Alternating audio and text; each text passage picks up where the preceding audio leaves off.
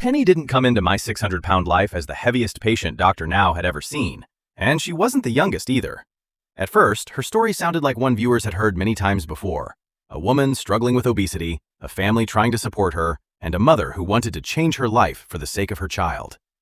Appearing in Season 2, Penny began her journey at 530 pounds. Bedridden and reliant on an oxygen tank, she also needed full-time care from her husband. Her biggest motivation to change was her son Liam and her desire to be present in his life. But years later, many fans still remember Penny for a completely different reason. Because what made her story stand out wasn't her weight, and it wasn't even the surgery itself. It was everything that happened afterward.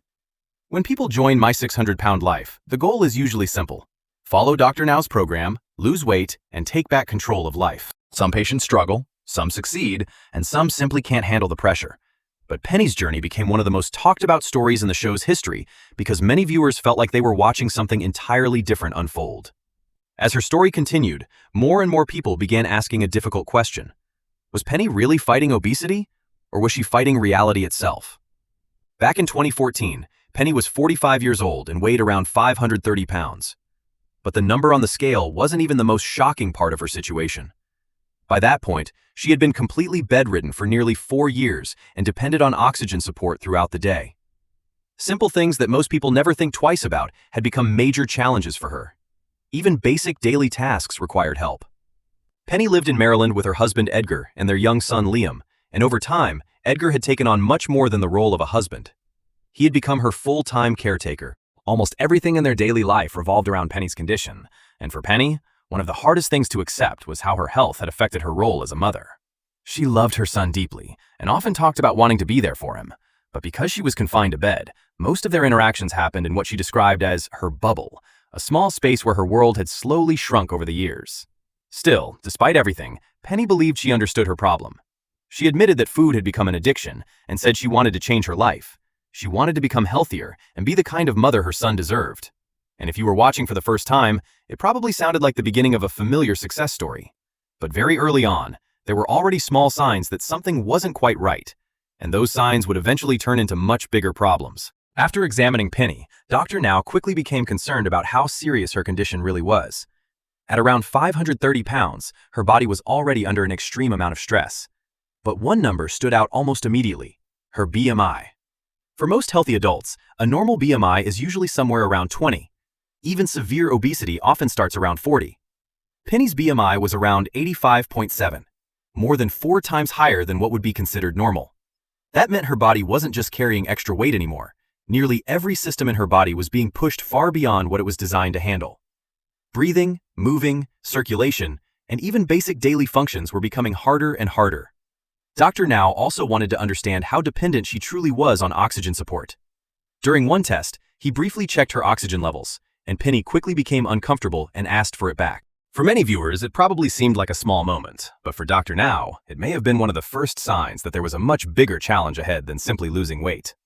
Despite the concerns, Dr. Now wasn't ready to give up on Penny. He gave her a clear path forward: lose the required weight, follow the program, and prove that she was ready to take the next step. And surprisingly, things actually started to go well. Penny began following the hospital routine, she started eating healthier meals, and under close supervision, the weight finally started coming off. Before long, she had lost around 40 pounds and qualified for surgery. For the first time in years, it felt like Penny was finally moving in the right direction. Dr. Now moved forward with bariatric surgery, removing a large portion of her stomach to help limit the amount of food she could eat at one time. The goal wasn't simply to make her lose weight overnight. The surgery was meant to help control hunger, reduce food intake, and give Penny a real opportunity to build healthier habits over time. For Penny and her family, this felt like the beginning of a completely new chapter. Edgar talked about finally having hope again, and after everything they had gone through just to get to Houston, it seemed like all of the effort was finally paying off. Looking at everything from the outside, it honestly felt like Penny had crossed the hardest part of her journey. The surgery was done, the first weight loss goals had been reached, and things finally appeared to be moving forward. But as many longtime viewers of My 600-Pound Life already know, getting the surgery is often not the hardest part of the process. Sometimes, that's where the real challenge begins. And in Penny's case, things started changing almost immediately. Not long after the surgery, doctors and nurses wanted her to begin doing something extremely important: getting out of bed and starting physical movement. Even small steps matter after bariatric surgery because movement helps the body recover and supports long-term weight loss. But Penny was very reluctant.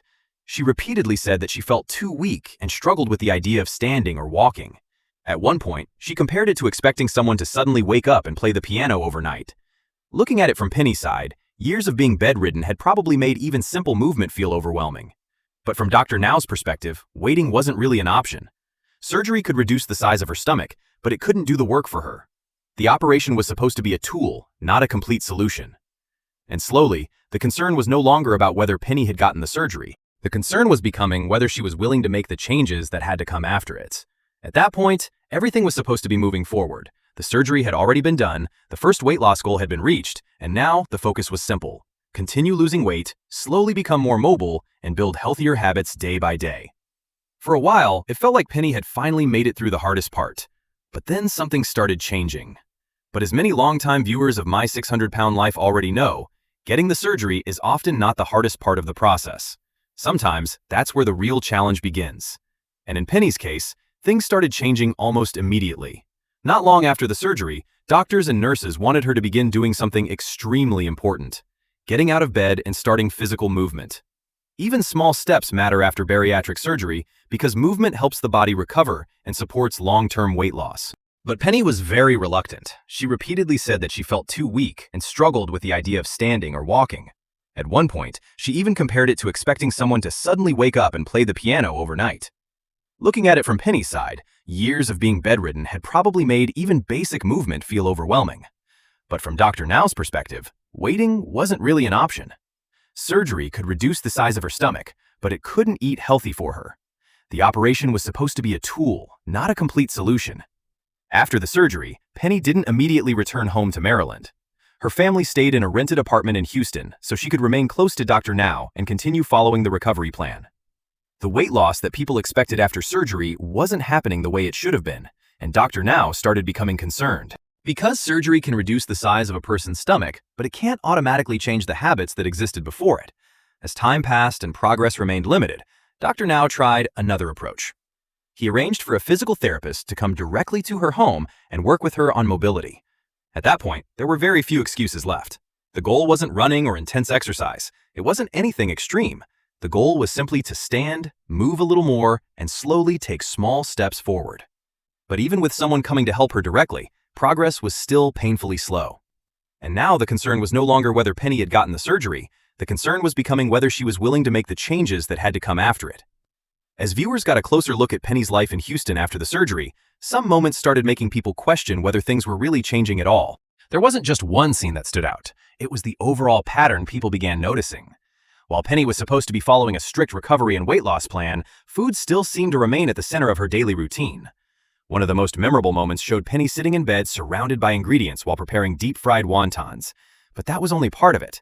Throughout different parts of her journey, viewers also saw unhealthy snacks, processed foods, and other high-calorie meals continuing to appear around her. And for many people watching, the issue wasn't really about one specific food item. It was the feeling that even after surgery, the same habits still seemed to be there. The surgery had physically changed Penny's stomach, but some viewers felt like very little around her had changed at all. Edgar also became part of that conversation. Throughout the journey, he often seemed caught between being a husband, a caretaker, and someone trying to keep Penny comfortable.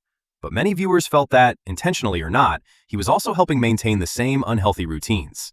He was usually the one bringing food, shopping for groceries, and getting whatever Penny asked for. Looking at it from the outside, some people began wondering if Penny wasn't fighting this battle alone anymore. Because when one person is trying to change, but the environment around them stays the same, it can become much harder to move forward. Later, Dr. Now arranged for a nutritionist to visit Penny at home to better understand what was happening and help guide her recovery. During the visit, questions came up about some of the foods in the apartment, and Penny explained that certain items were there for her son Liam. On the surface, that sounded understandable, but by this point, many viewers had already started noticing a bigger pattern. The question was no longer simply whether Penny wanted to lose weight. People were beginning to wonder whether the environment and habits around her had changed enough for real progress to happen. As time went on, Penny's weight loss had almost completely stopped, and at one point, she had even gained around 5 pounds back. After watching everything that had happened following the surgery, many viewers were probably not completely surprised by that outcome. By then, people had already seen the struggles with physical therapy, the ongoing food habits, and the resistance to parts of the program. What created even more controversy wasn't really the number on the scale itself. It was Penny's reaction afterward. Instead of looking at the eating habits and routines that people had been watching throughout her journey, she often seemed to believe that something else was responsible for the results. At different moments, she questioned the accuracy of the scales and suggested that hospital equipment or other outside factors could be affecting the numbers. And for many viewers, that became one of the most frustrating parts of Penny's story, because the conversation no longer seemed to be about weight loss anymore. It had started becoming about responsibility. Over the span of 12 months, Penny ended up losing only about 35 pounds, finishing her episode at around 495 pounds. Her limited progress and ongoing refusal to leave her bed became a major source of frustration for many viewers, especially because she repeatedly insisted that she was doing everything correctly. After her time on the show, Penny mostly stepped away from public attention and chose to live a much more private life. Over the years, she has occasionally appeared on social media, usually sharing photos of her crocheting projects and updates involving her son Liam. Fans have only gotten a few small glimpses into her life, including a rare family photo with her son and their dog, but any significant physical changes remain difficult to tell.